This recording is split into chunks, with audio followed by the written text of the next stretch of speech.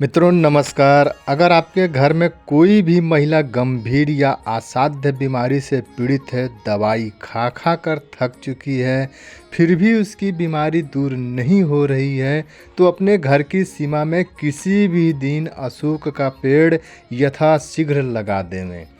जैसे जैसे अशोक का पेड़ बढ़ेगा वैसे वैसे उस महिला की बीमारी दूर होने लगेगी, दवाइयों का असर उस महिला पे होने लगेगी।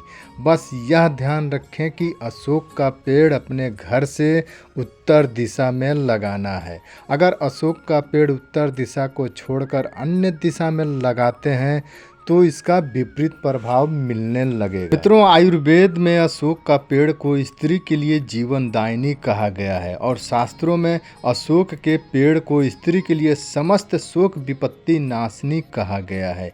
यहाँ तक कि अशोक का पेड़ लगे रहने से किसी महिला की अकाल मृत्यु नहीं होती है। अगर कोई महिला किसी भी रोग बीमारी से ग्रसित है तो उसके सारे रोग स्वतः नष्ट होने लगते हैं और उस स्त्री को कोई भी रोग शोक नहीं सताता है। अशोक के पेड़ के बारे में रावण भी भली भांति जानता था, इसलिए उसने सीता माता को अशोक वाटिका में पेड़ के नीचे रखा था ताकि सीता माता पति वियोग में अपने प्राण ना त्याग दे या पति वियोग के कारण उसे गंभीर कोई रोग ना हो जाए। इसलिए रावण ने सीता माता को अशोक के पेड़ के नीचे रखा। और आप सब यह भी जानते ही होंगे कि सीता माता को सर्दी खांसी तक नहीं हुआ, ना ही उनके प्राण निकले।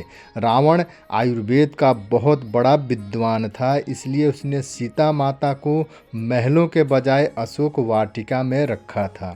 रावण की पुस्तक में और अन्य वनस्पति तंत्र की पुस्तक में यह स्पष्ट वर्णन मिलता है कि जहाँ अशोक का पेड़ होता है उस घर की महिलाओं को 50 तरह के रोग स्वतः दूर हो जाते हैं और उस महिला की कभी भी किसी भी बीमारी के चलते मृत्यु नहीं होती है। वह महिला अपनी आयु पूर्ण करके ही मृत्यु को प्राप्त होती है। इसलिए मित्रों, प्रत्येक व्यक्ति को अपने घर की सीमा में उत्तर दिशा की तरफ अशोक का पेड़ जरूर लगाना चाहिए। अशोक के पेड़ के नीचे विश्राम करने से सारे अशुभ ग्रह शांत रहते हैं, वह व्यक्ति को कोई हानि नुकसान नहीं पहुंचा पाते हैं। इसलिए अपने घर की सीमा में अशोक का पेड़ लगाना चाहिए। स्त्री के सभी रोगों को, असाध्य रोगों को स्वतः नष्ट करता है अशोक का पेड़। मित्रों, आशा करते हैं यह जानकारी आपको अच्छी लगी होगी। अब आपसे आज्ञा लेते हैं, मिलेंगे आपसे अगले वीडियो में। नमस्कार, जय माता दी।